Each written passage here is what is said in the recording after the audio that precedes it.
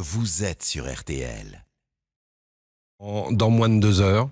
Écoutez, j'ai fait part d'un certain nombre de sujets. Le premier, qui me semble nécessaire quand j'entends mes compatriotes, je fais partie de celles et ceux qui, tout en étant très, très vigilants, voient encore, ou du moins à beaucoup de rencontres, même si elles sont par visioconférence ou en conf call. Et ce que je crois, ce qu'attendent nos compatriotes, c'est d'une part une perspective de date, pas simplement de nous repousser de 15 jours encore.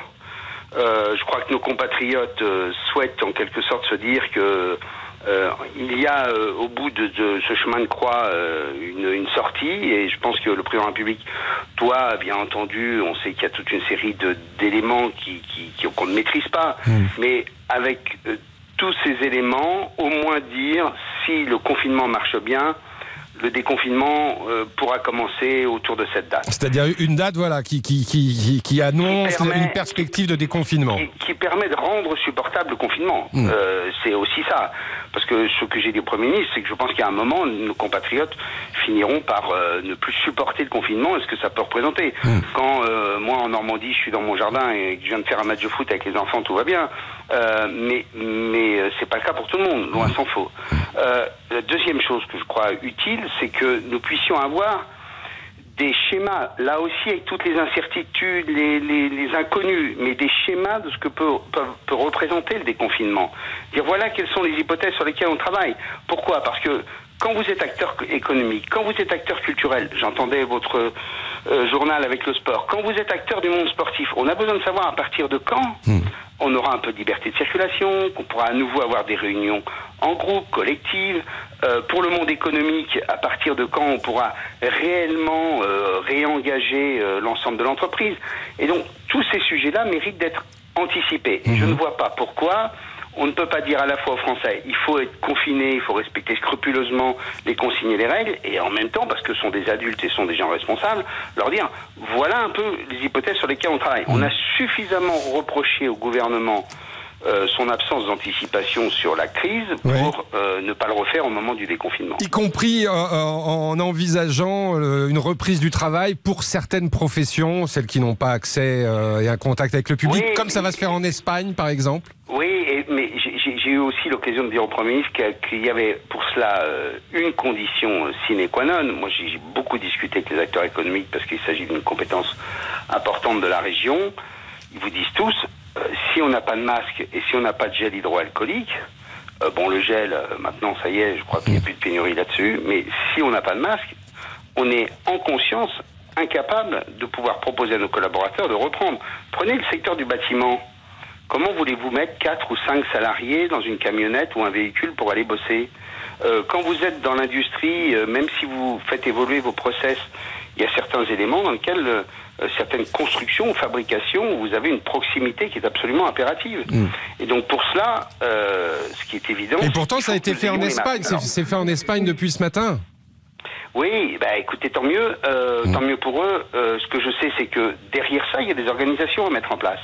Moi, par exemple, en tant que président de région, je suis en train de commander massivement. Alors, j'ai commandé des masques pour le personnel soignant dès que j'en ai eu l'autorisation, et je suis sur le point de commander là aussi des millions de masques pour faire en quelque sorte le grossiste de l'ensemble des filières économiques de la région, pour leur permettre, grâce à nos réseaux et à nos connaissances, de ne pas avoir cette difficulté que représente l'équation de trouver des masques pour ses collaborateurs. Puisque vous évoquez le rôle des régions et le rôle des présidents de région, vous en êtes un en Normandie et vous représentez d'ailleurs tous les présidents de région. Dans le cas d'un déconfinement progressif par région, comme ça a pu être évoqué, justement, quel serait votre rôle ?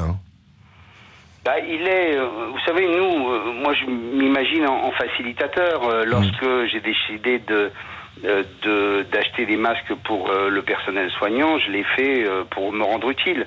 Je l'ai pas fait dans une concurrence avec l'État. Je constatais une pénurie, j'avais le moyen de pouvoir commander ces masques, je l'ai fait. Donc quand pour la reprise économique, il y a déjà un élément clé, c'est que nous soyons en mesure de financer aussi le redémarrage des entreprises.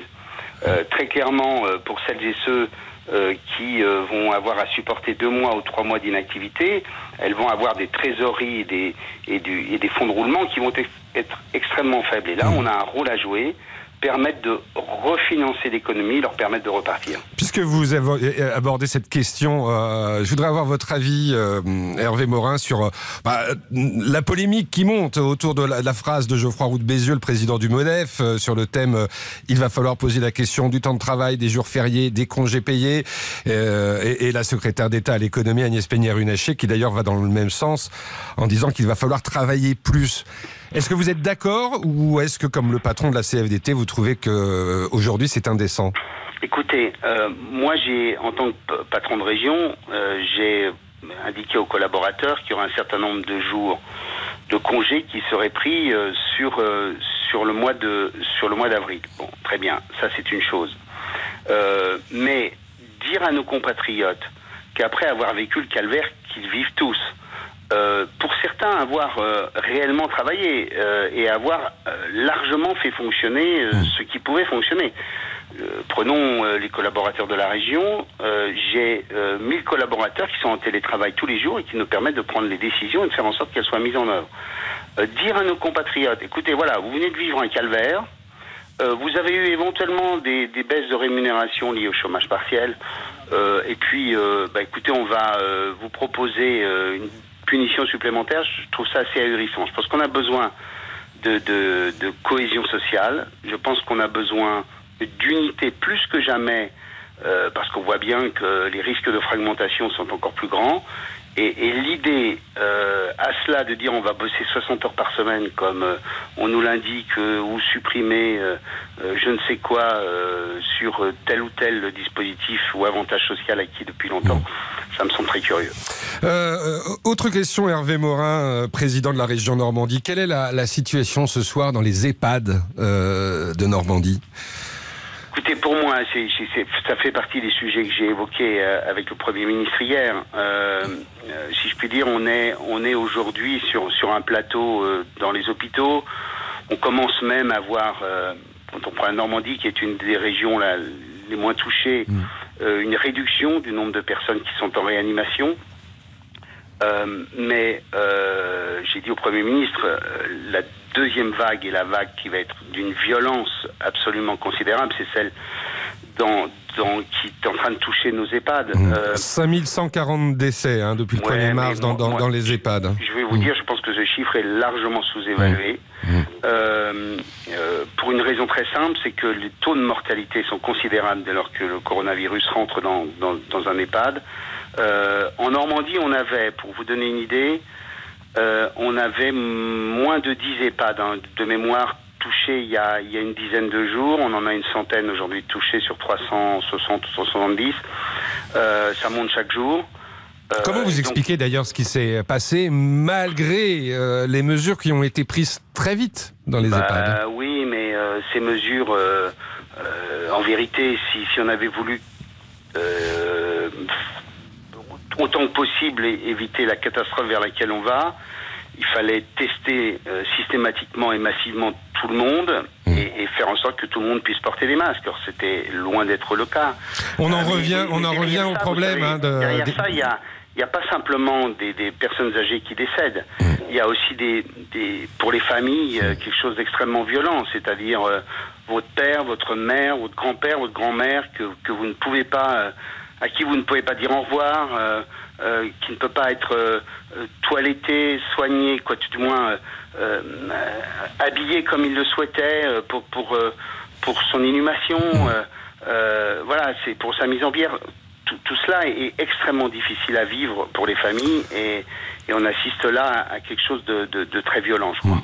Et je le disais, on en revient à cette pénurie depuis le début de masques et de tests. Vous attendez du président, alors si ce n'est un mea culpa ce soir, une transparence totale et vraiment une perspective sur notamment l'arrivée des tests ? Écoutez, moi je veux pas polémiquer, mais il y a des questions réelles, quoi. J'en prends une. Il y a des laboratoires vétérinaires départementaux qui ont des